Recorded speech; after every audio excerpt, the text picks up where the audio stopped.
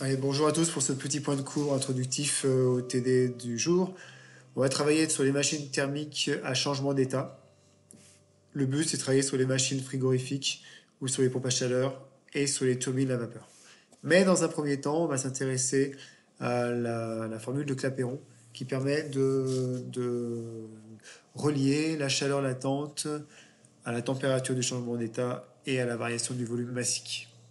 Mais encore avant ça, on va faire des rappels sur quoi? Et bien sur les changements d'état.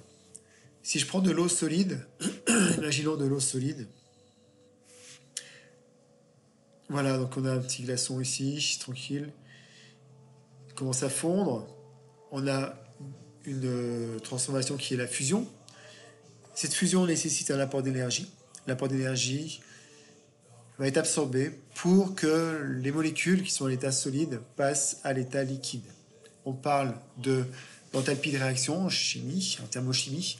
C'est un delta H et c'est un delta H fusion. Et on l'appellera chaleur latente de fusion avec la lettre L.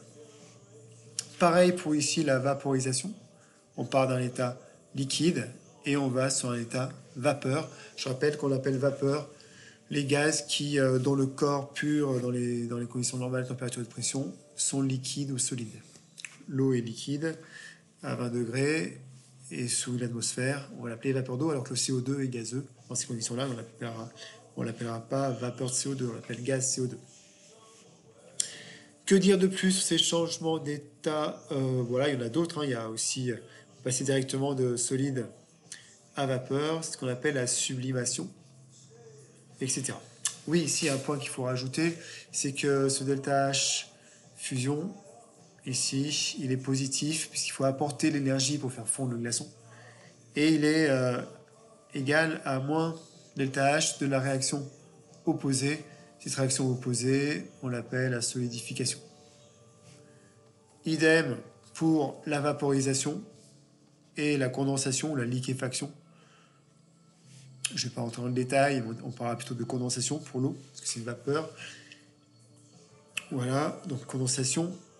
Et il y a un moins ici, qui fait que delta H, condensation, est inférieur à 0.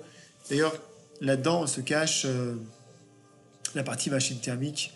Lorsqu'on a un échangeur dans une machine frigo, on a un évaporateur et on a un condenseur. Dans ces échangeurs ont lieu les changements d'état correspondants, donc vaporisation et condensation. Et le signe de l'échange de chaleur, elle n'est pas le même. C'est ce qui fait qu'on va pouvoir pomper la chaleur.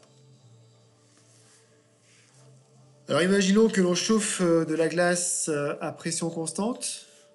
Donc j'insiste sur pression constante. Si j'enregistre cette température au cours du temps, quelle est-elle?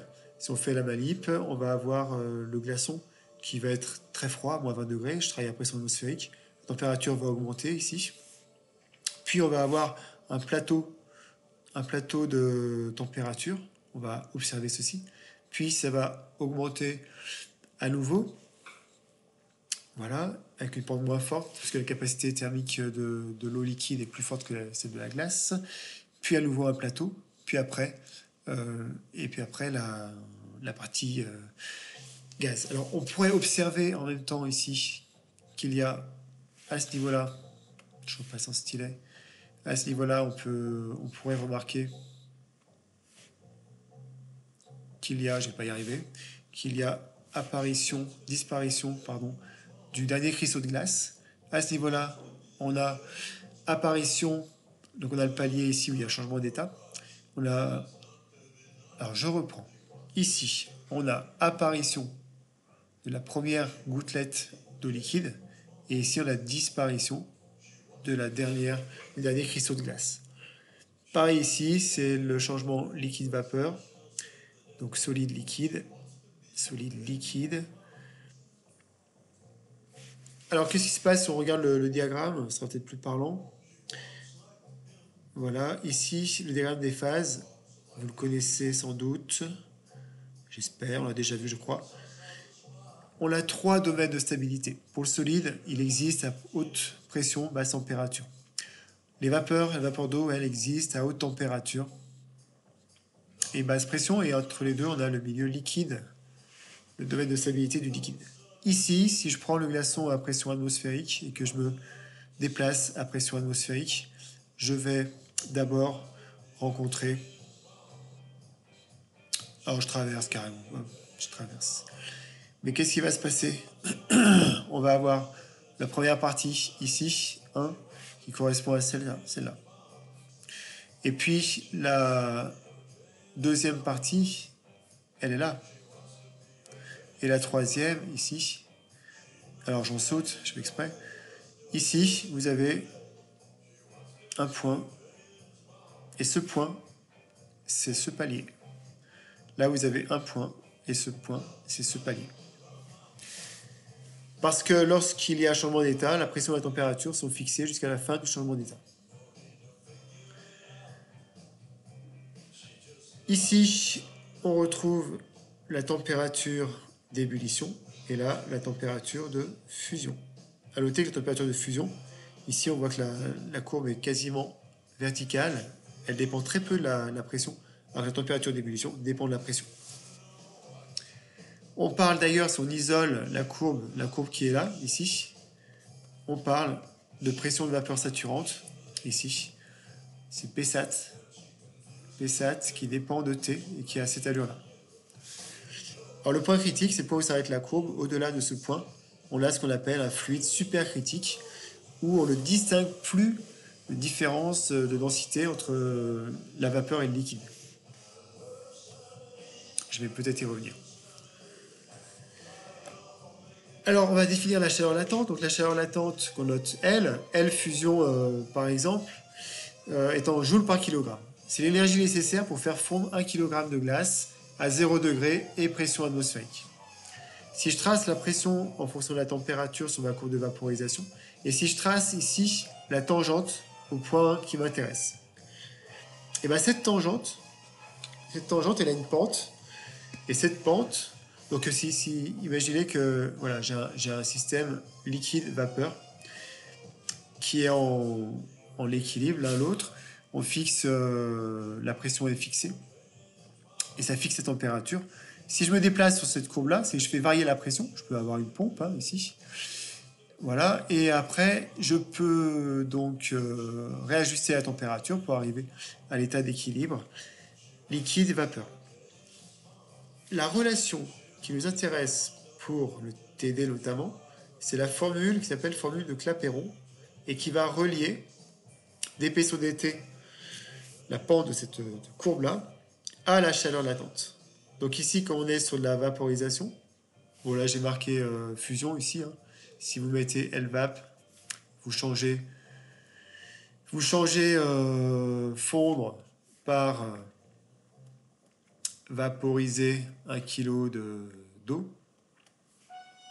et ce ne sera pas à 0 degré, ça sera à 100 degrés. Alors je retrouve la formule LVAP sur T, donc T d'ébullition. Et là, on va avoir une différence de deux volumes massiques. Le volume massique du gaz, de la vapeur, je l'appelle gaz, Vg, et du liquide. Si je m'intéresse au signe, LVAP, je sais qu'il est positif. Parce qu'il faut apporter de la chaleur pour faire vaporiser le glaçon. La température d'ébullition est bien sûr positive. Et je sais que le volume, la vapeur va prendre beaucoup plus de place que le liquide. Sauf si on est au point critique, où c'est égal. Mais si on n'est pas au point critique, ça va être positif. Alors, je n'ai peut-être pas indiqué que ça, c'était les volumes massiques. Volume massique, qui est l'inverse de la masse volumique. Et l'unité, c'est en mètres cubes par kilogramme. Ok? Alors, dernière diapo.